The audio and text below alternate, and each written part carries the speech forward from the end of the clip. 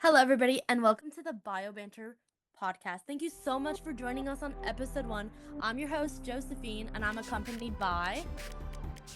Bree, Ileana. Justine. and Angie.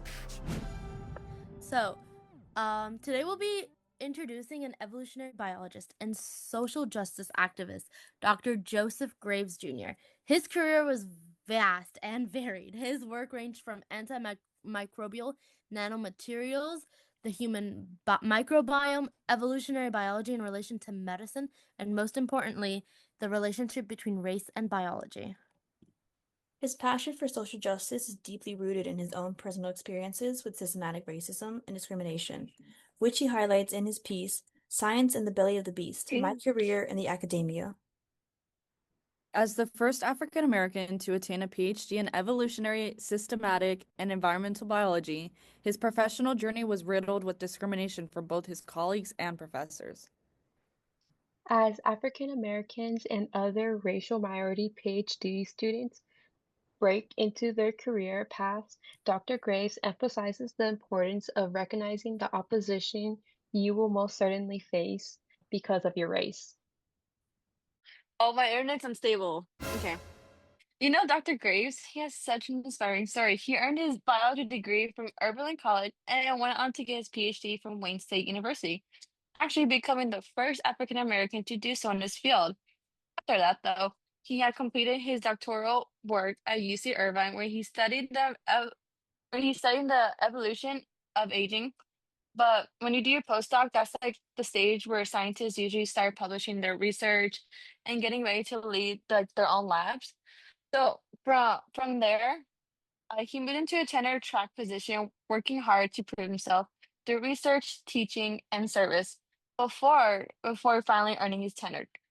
Now he is not just a tenure professor; he's also a former dean and the Mackenzie Scott Endowed Professor at North Carolina A&T State University. But when I was reading this, what really stood out to me was how he kept pushing forward despite all the challenges he had faced. He also achieved things that, for his time, probably seemed impossible. His CV is unbelievably impressive. He has writings in dozens of papers, dozens of journals, and his career is unmatched. Yeah, I know. What's it called? I seen his CV and I could say that he has so many honors to up that he have obtained. It's certainly something that any student would aspire to. Yeah, what was even crazy? When I was reading it, he really talked a lot about the unwritten rules of academia. I think that's a really important topic, I think. Yeah, I remember when I was reading his unwritten rules, I thought of it as a way for minority scientists to survive because it kind of tells you what to do and like who not to offend.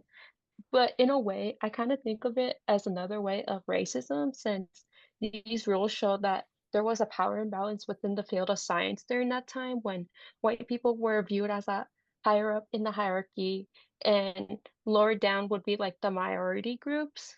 Yeah, I think definitely there was definitely a hierarchy. Should it have been that way? No, but I can definitely see, these unwritten rules and, he had the best interests when he was writing this, but I definitely understand what you're saying because in a way it sort of feeds into and sort of normalizes, the imbalance that, he saw. Yeah, and that must have been really, really hard on him. Um, I know he was very open about his mental health, and I wonder um, how that basically that society took a toll on him.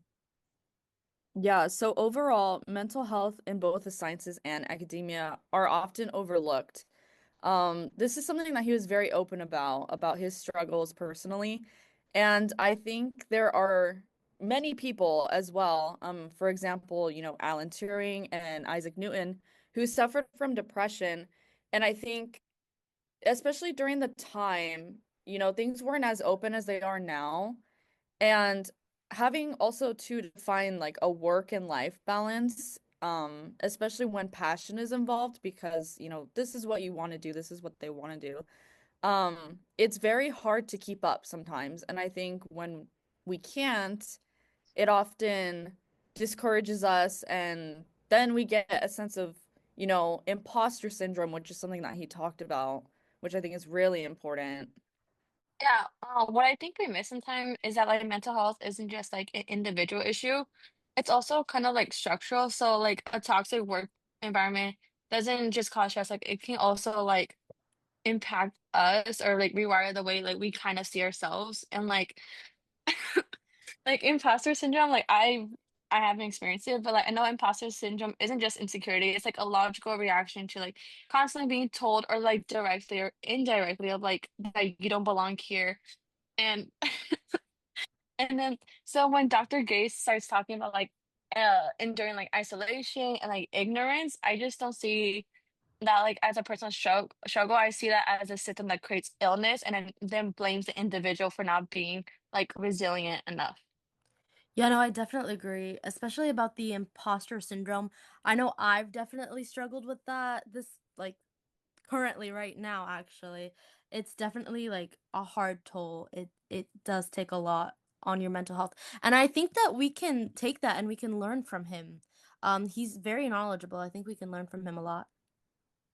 I mean, other than learning how to deal with these like personal struggles, he also does highlight how to deal with like academic struggles.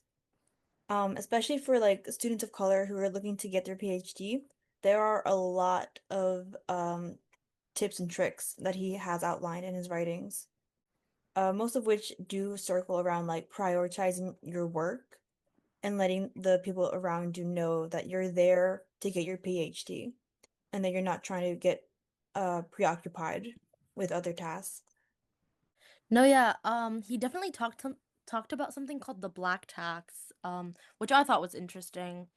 Yeah, the black tax, I believe that term came from like some old financials, but it is also very relevant at this time, where like uh as like a student of color, if you want to be seen on the same level as your colleagues, you're gonna have to work a little extra. Yeah, I remember when I was like learning about the tax, it was about costing more because they were being African Americans, and this had included like hiring them, giving them promotion, and even tenure. And I did not know that at all until now. Yeah, that's crazy. Looking at Dr. Graves's articles, his interviews, and even looking at his CV, it really hit me about how honest he was about the racism and hostility that Black scholars face in academia. He doesn't really sugarcoat it. He talks about it like what it is and how to navigate those systems. And that's really important. What really stood out to me was how his point about succeeding in science means enduring this kind of cultural isolation and even ignorance from people around you. Yeah, I think definitely being isolated and his experience with that, not really having a support system, I can definitely see how that ties back to, mental health issues, because yeah, I really am thankful for my support system, and I can't imagine not having that.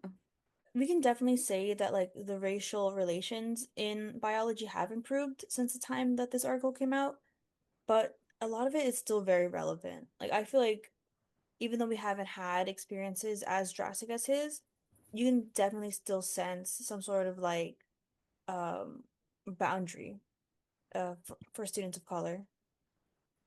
Yeah, if I had a chance to meet Dr. Graves, I would really ask him about how did he balance pursuing a rigorous scientific research and activating for equality and justice in science, especially when some colleagues might have dismissed the latter and called it not real science. Yeah, like what hit me the most was just like the statistics or like the discrimination itself. It's like how Dr. Gray's turned like survival into strategy. You know something?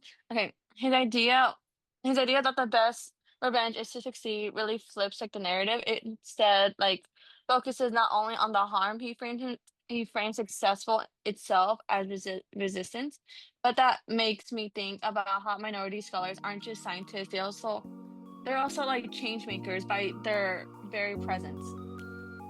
Yeah, I think he's a great role model, especially for future biologists or anybody really. Thank you guys so much for listening in onto our podcast. We really appreciate you guys.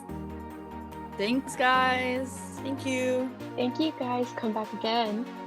See you next time. See you on next episode. Ooh, you're bad. No, guys, that was good.